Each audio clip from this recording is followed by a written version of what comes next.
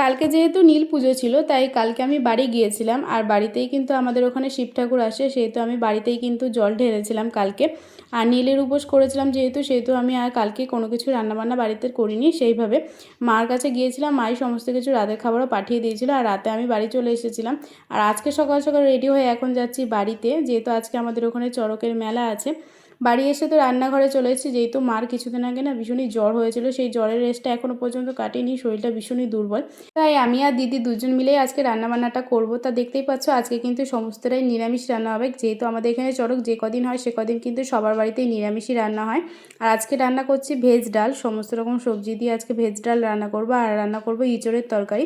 Veg ডালটা আমি করেছিলাম আর ইঁচড়ের তরকারিটা আমার দিদি করেছিল। আর আজকে আমাদের মধ্যে নিয়ম আছে, ইঁচড় তরকারি খেতে হয়, প্লাস তোমার উচ্ছে আর কলমি শাক ভাজা খেতে হয়। তা মা কী করেছিল, আমরা সকালবেলা আসার আগে কিন্তু উচ্ছে কলমি শাক একসঙ্গে একটা ভেজে রেখেছিল, তার সঙ্গে আলু ভাজা আর আলাদা করে ভেন্ডি ভাজা করেছিল। আর আমরা তো এসে ডাল আর ইঁচড়ের তরকারিটা করেছিলাম। তারপরে তো আমরা সমস্ত রান্না হয়ে যাওয়ার পরে ভাত টাত খেয়ে নিয়েছিলাম দুপুরবেলা, তারপরে একটু শুয়েছিলাম। তারপরে সন্ধ্যের দিকে সবাই মিলে এখন রেডি হয়ে গেছি, যেহেতু আমাদের পাড়াতেই মেলা, তো বুঝতেই পারছো একদম পাড়ার ভিতরেই আমাদেরই এর পাড়ার মধ্যেই মেলাটা হয়। তা দেখতে পাচ্ছি এখন চলে এসেছি মেলাতে। মেলাতে আগে কিন্তু এত দোকানপাট কিন্তু বসতো না, বেশিরভাগ খাবারের দোকানগুলোই যা বসতো, এখন দেখলাম অনেক রকম দোকানই কিন্তু বসে। চলে এসেছি এখন মন্দিরে, আর মন্দিরে দেখতে পাচ্ছ কত ভিড় হয়েছে, অনেক কিন্তু ভিড় হয় এখানে। আর এটা খুবই জাগ্রত মন্দির, আমরা ছোট্টবেলা থেকে দেখে আসছি। আর এখানটায় হবে ঝাঁপ খেলা, ঝাঁপ খেলার জন্য এই বাঁশগুলোও বাঁধা হয়ে গেছে। তোমাদের সঙ্গে ঝাঁপ খেলাটাও শেয়ার করব। দেখতেই পাচ্ছ এত লোক, আর সেদিনকে ভীষণই গরম ছিল। বোন, আমি আর মানি এখানে দাঁড়িয়েছিলাম। তারপর দেখতে পাচ্ছ সন্ন্যাসীরা এখন কিন্তু স্নান করে চলে এসেছে, এক্ষুনি শুরু হবে ঝাঁপ খেলা। আমরা কয়েকটা ঝাঁপ খেলা দেখেই তারপর বাড়ি যাব, যেহেতু আমি আবার চড়কের দিনে বাড়ি চলে এসেছিলাম রাতের বেলা। দেখতেই পাচ্ছ এখানে প্রথমে একজন ঝাঁপ নিল, তারপরে আরও অনেকে এক এক করে সবাই ঝাঁপ খেলা করবে।